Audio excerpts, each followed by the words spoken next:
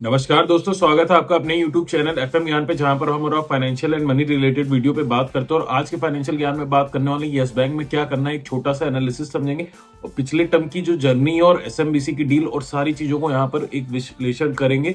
Forbes में एक article है, उसके बेसिस पे भी बहुत सारी चीजें समझने मिलेगी। और यस बैंक के लेटेस्ट अपडेट के लिए चैनल को जरूर सब्सक्राइब कर लीजिए, क्योंकि 250 से ज्यादा वीडियो ऑलरेडी हमने बनाई है यस बैंक के लिए, जिसपे काफी सारा आपका प्यार भी मिला हुआ है। तो चलिए यहाँ पर देखते हैं कि क्या चीजें निकल के आ रही हैं यहाँ पर। The calmness of Yes Bank's managing director and CEO Prashant Kumar is probably what the financial institution has needed most since its near-death experience in early 2020। यानी कि जो 2020 में यहाँ पर एक तरह से यस बैंक बंद होने के कगार पे था, प्रशांत कुमार जी ने बहुत ही बहादुरी और बहुत ही दिमाग के साथ अपना यहाँ पर डिसीजन लिया और कहीं ना कहीं वो सारी चीजों को स्टेबलाइज करते हुए देखने को मिले और कहीं ना कहीं कर भी लिए हैं। अब इसके अलावा बात करें, now as some of the existing banks such as SBI, HDFC Bank and ICICI Bank and other lenders have partly sold their stake in Yes Bank to the new investor SMBC।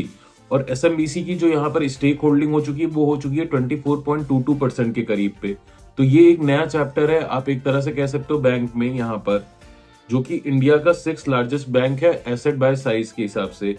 यहाँ पर राजीव कन्नन जो कि managing executive officer हैं, head of India division SMBC के, उन्होंने कुछ चीजें Forbes में इंटरव्यू देते हुए बताई है कि इस बैंक की जर्नी को लेकर और एसएमबीसी की जो डील है और आगे क्या चीजें देखने को मिल सकती है।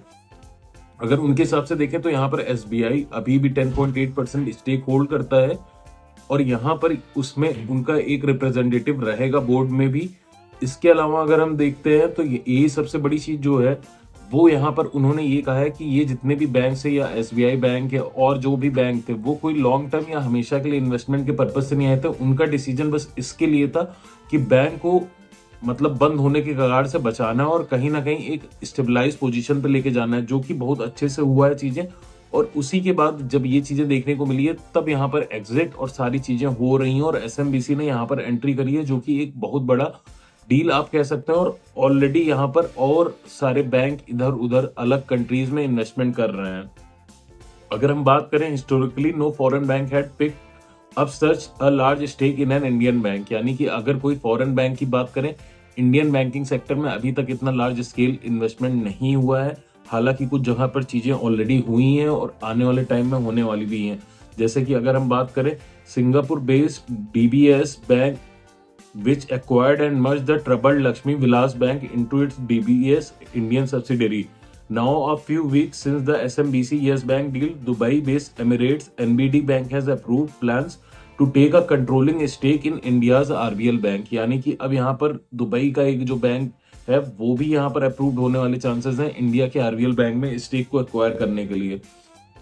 एसएमबीसी ने जो चीजें पे करी है उसके बारे में भी यहाँ पर बताया गया है। यस बैंक की फाइनेंशियल रिजल्ट की बात करें तो यहाँ पर आप देख सकते हैं एक चार्ट है, जिसके अनुसार आप अगर देखना चाहेंगे, इसका लिंक भी मैं आपको डिस्क्रिप्शन में दे दूंगा इस आर्टिकल का, जहां से आपको ये पूरा चार्ट आप गो थ्रू कर सकते हैं और किस तरह से यहाँ पर मूवमेंट देखने को मिल रही है, चाहे वो नेट इंटरेस्ट इनकम की हो, चाहे वो आरओई की हो, चाहे टोटल प्रॉफिट की हो। वो कहीं ना कहीं जो निगेटिव था 2020 में लगभग माइनस में चल रहा था, वो यहाँ पर बढ़ते हुए देखने को मिला है आने वाले टाइम में। इसके अलावा अगर हम बात करते हैं कि और क्या चीजें निकल के आई हैं, तो मेन चीज ये है यहाँ पर जो शेयर होल्डिंग पैटर्न है वो थोड़ा बहुत चेंज हुआ है। राणा कपूर जी का पहले जो था वहां पर आरबीआई आप कह सकते हैं और गवर्नमेंट ने यहाँ पर स्क्रूनिटी करी और उसके बाद उनको हटाया गया है और उसके बाद से ये बहुत सारी चीजें बदली हैं। बट उसके पहले का अगर आप देखना चाहेंगे ग्राफ तो आपको यहाँ पर मिल जाएगा और अभी का भी ग्राफ मिल जाएगा कि किसके पास कितनी होल्डिंग है। अगर ग्रॉस नेट परफॉर्मिंग एसेट की बात करें अभी के हिसाब से तो वो भी डाउन हुआ है। 1.6% of gross advance and net NPAs are at 0.3%। ये भी अपने आप में एक अच्छी चीज है। अब इसके अलावा समझते हैं कि और क्या हो सकती है। Staying as permanent capital, SMBC has chosen India as one of its focus market besides Indonesia, Vietnam and Philippines as its present multi-decade strong growth story. The GDP per capita is relatively low, $2,820, and there is an opportunity for the financial service sector to grow। यानी कि SMBC की तरफ से ये बताया जा रहा है कि इंडोनेशिया, वियतनाम और फिलीपींस के अलावा वो इंडिया मार्केट को भी पहले से टैप कर रहे हैं और अभी भी टैप कर रहे हैं। और उनको पता है कि यहाँ पर इंडिया में जिस हिसाब से चीजें हैं या जीडीपी है, पर कैपिटा चीजें चल रही हैं, उसके हिसाब से अभी भी यहाँ पर ग्रो करने के लिए एक अच्छी खासी अपॉर्चुनिटी उनके पास है। अब आरओई की बात करें कि Karan add that they were not looking at a return on equity over 2-3 years, but short-term performance is important and we have to meet the expectation of the market. यानी कि ROE return on equity की बात करें तो अगले 2-3 साल वो कहीं नहीं देख रहे हैं, वो लॉन्ग टर्म विजन के साथ आए हैं और एसएमबीसी ने इतनी बड़ी डील यहाँ पर करी है, उसके पीछे लॉन्ग टर्म विजन है।